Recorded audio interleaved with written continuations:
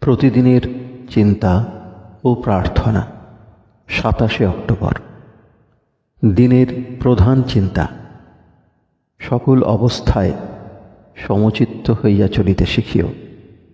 ইহাই জীবনের প্রধান এবং গোপন তত্ত্ব।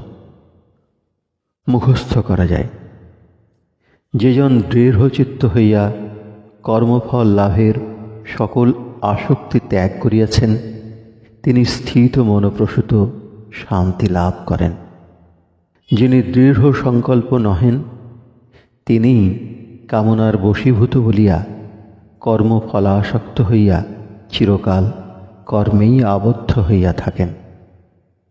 উপদেশ।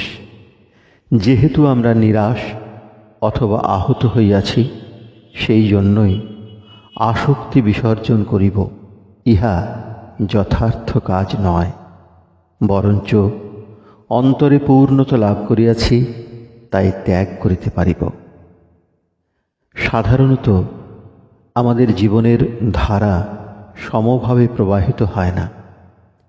জীবনের চলার পথে একবার হয় উত্থান, আবার হয় পতন, এবং কত পরিবর্তন আসিয়া পড়ে।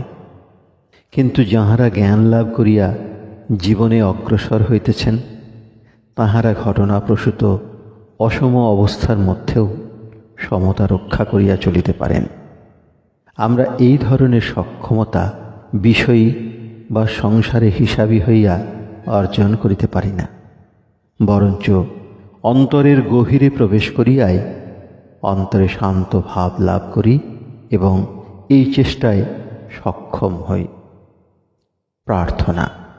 হে একমাত্র সর্বত্র বিরাজিত প্রভু, আমার সকল চিন্তা, বাণী এবং কর্ম সকলই আমি তোমার শ্রীচরণে নিবেদন করিতেছি। তুমি আশীর্বাদ করো যেন আমার আজিকার প্রত্যেক কর্ম ভক্তির অর্ঘ্যের মতো হয়। তুমি আমার জীবনের মূল উৎস।